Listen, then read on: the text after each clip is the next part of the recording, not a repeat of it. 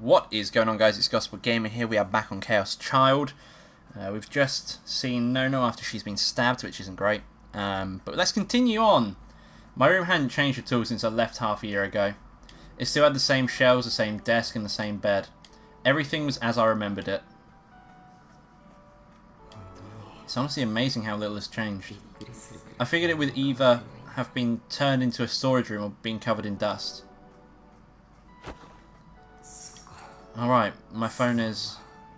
I checked my pockets for my phone, only to realise that I dropped it at the hospital. And that those two weird people had picked it up. I couldn't do it. I tried to remember what happened at the hospital, but instead I found myself thinking about the girl in the next room. My body was tired. My brain was telling me I needed to think about everything that had happened tonight, but I felt too exhausted. So I took out the scrapbook from its usual spot on the shelf.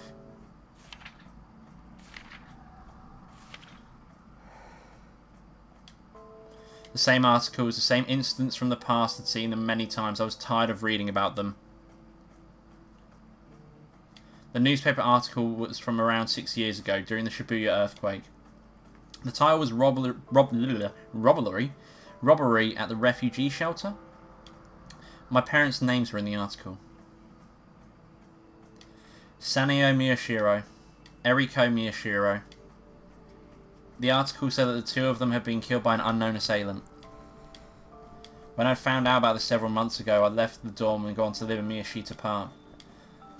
I'd been told about my parents' death when I'd woken up from my coma about a year after the earthquake, but Dad and Kurizu had told me that they had been killed in the earthquake. I closed the scrapbook and put it back on the shelf. The fact that my parents were murdered instead of simply dying in the earthquake was a shock to me. But I think it was a lot less of a shock than Dad and Kurizu expected. I'd experienced the earthquake personally. I'd seen for myself how awful the looting and robbery was. And my parents had neglected me and spent all their time at work. The 5.5 years that had passed since their murder crushed any desire I had to find the killer and take revenge. No. Maybe I would have never wanted to take revenge in the first place. My curiosity just made me want to find them. The bigger thing for me was... It was a shock to me that Dad and Kurizu were keeping it a secret. There were 2 rules in Alba dorm. After dinner, everyone had to gather around the table and talk, and no one was allowed to keep secrets. Just before I left, we'd had a huge fight. During the fight, Kurizu had told me she didn't want to make things any worse after I'd woken up from my coma, but at the time that sounded like nothing but an excuse. I thought we weren't supposed to keep secrets, Kurizu. I'd call her by her last name. By the time I calmed down enough to think about how she must have felt, I'd already moved to Miyashita Park. Suddenly there was a knock at the door. Yes? It's me, can I come in? It was Yui's voice. I told her if she could come in, and the door opened slowly. What is it? Nothing. The two of them were together like usual. Yuto looked like he was so tired he could barely stand. The only reason that she brought him was probably if he woke up in the dark alone, he'd be scared. This was another sight that brought back a lot of memories. It's been a while, brother Takuru. Yeah. You know you shouldn't be up this late, right? I didn't know how late it was, exactly, but it was probably long past 3 AM. It's not... It's only for a little, so who cares? Anyway, is Big Sis Nono going to be okay? Yeah, she's asleep now. I see, I'm glad. Yui looked truly relieved. Sheesh. I know she does it every day, but she shouldn't have been going to visit the memorial at that hour. Huh? You tell her to, okay? Kurizu was visiting the memorial? Huh?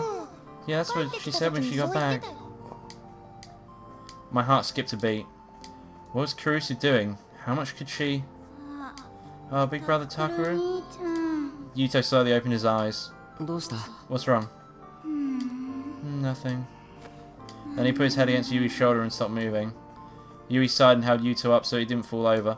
Big brother Takuru, I don't know what happened, but...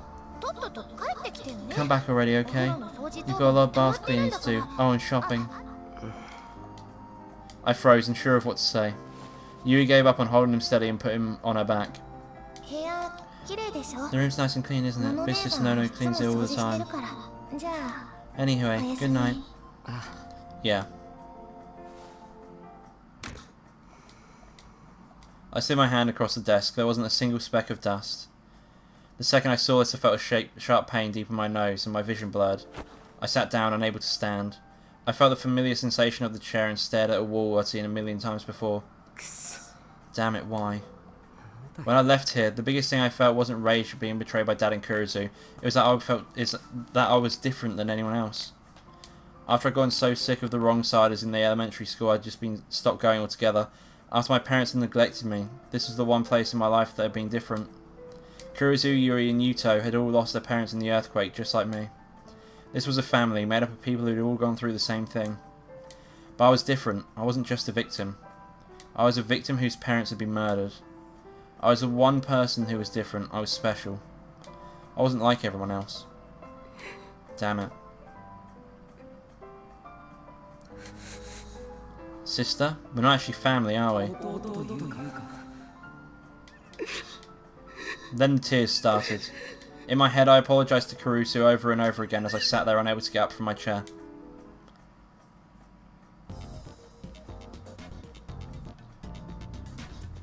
Okay, I don't really care about all this. Let's go. Slowly but surely the rumours about sumo stickers started to spread. The rumours brought with them speculation and lust delusions as well. We didn't realise that once the gears started to turn, no one could stop them.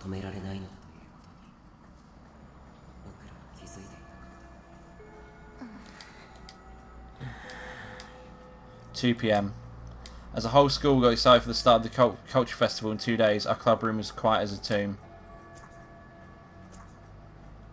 The only sound was Serika's occasional fiddling with her cell phone strap. But that would quickly stop, only the silence would remain. Kazuki had even stopped playing ESO2. Everyone had looked miserable when they heard about Kurisu. Oh, I'm sorry, I'm here. The teacher came in with his usual dopey grin. The conference ran long. I wish I'd think about what it's like for me to have to listen to them, you know. Sheesh.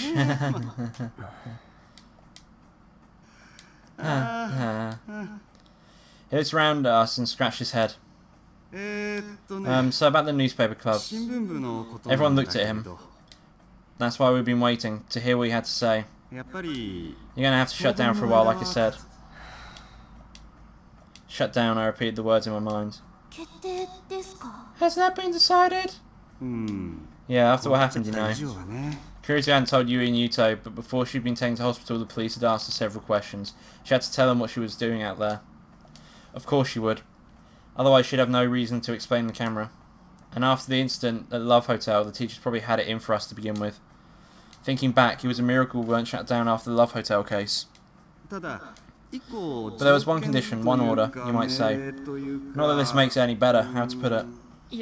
No, it doesn't matter, what is it? Well, you see, he looked down at the paper he was holding. Have you heard of a man called Tomoaki Watabe? Huh? The internet journalist? That's right, with Nick and Nia. I'm amazed you knew that, Miyashiro. No. Of course I knew it. He was famous to anyone who used Nick and Nia, and the club had just been talked about in the video he made the other day. And a lot of the class knew about him from his job at Nick and Nia too. He said he wants to speak with the newspaper club at the culture festival. Huh? Why? I don't know. He was going to do a story on it anyway, I guess. You know, we're pretty famous, right? Was it about the Restoration Festival? It was true that our culture festival had been considered to be part of the run-up in the big Shibuya Restoration Festival. And he says when he comes, he definitely wants to talk to the newspaper club. He's supposedly very interested in the newspaper you made. Seriously? The newspaper we made? He's probably talking about the video we made and the sumo stickers. The one that had gotten all those views because Watabe had come out with the same article at almost the same time. I had no idea, but supposedly he's famous lately, so the school didn't really turn him down, you see. You have to shut down, but they still want you to do that interview, just for show, is that okay? I don't really know what to say. It was also sudden I was having a hard time processing it. And wait, that's an order from the school, right? He nodded. And we didn't have the right to refuse, did we? Alright. Good. You know, they were originally planning on shutting down the club permanently, but I was able to use this to get them to make it temporary. That wasn't funny. The interview will be the first day of the Culture Festival, the day after tomorrow. I'll let you know the details tomorrow. Oh, and I have a message from Kurisu. Huh? Since you've been shut down, you won't be able to record any more of the Culture Festival, so instead, she wants you to help the student council, since she can't right now. That's right, Non's the president, isn't she? This year's festival is shaping up to be really big, so they need more people. As student council advisor, I'd really like your help too. Normally I turn down any request in the student council, but right now it didn't bother me at all. Alright. Thanks. Pop by the student council room later then.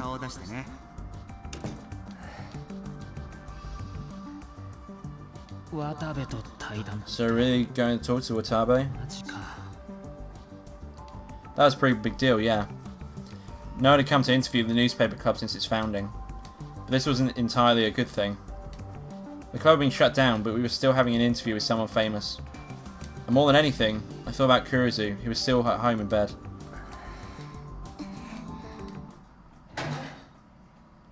Sarika stood up from her seat. She walked over to the windowsill and opened the window. Chilly air blew into the room. Onoe?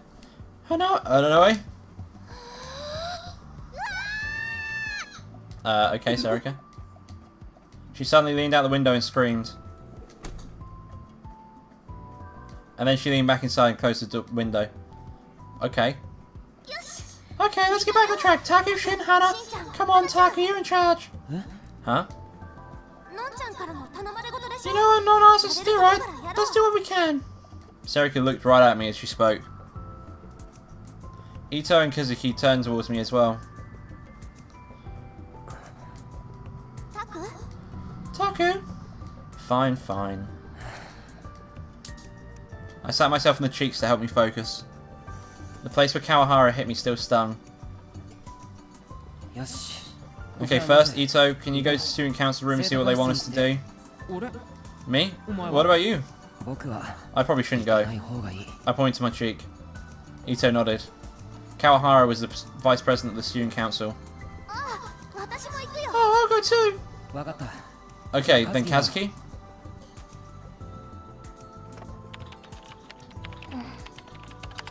She was going back to her game, huh? Once we know what to do, help us, okay?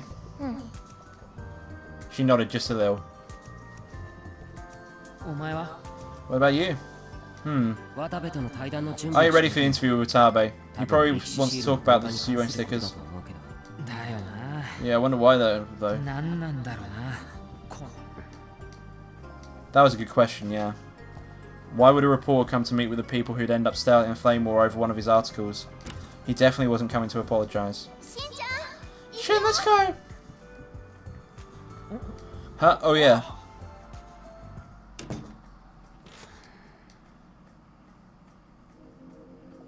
I pulled Watabe's article up on the PC screen. They're still going at it, huh?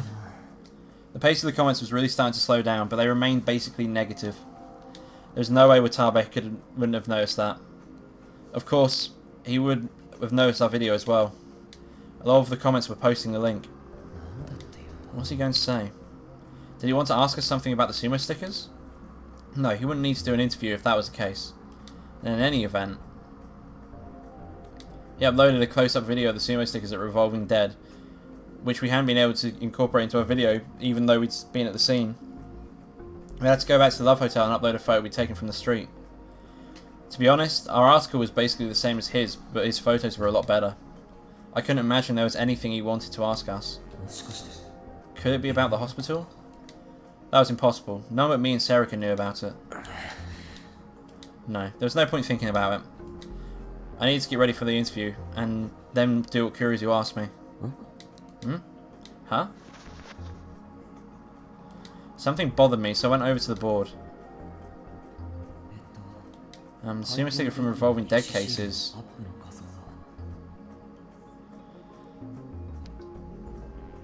I carefully removed the one that was on the board.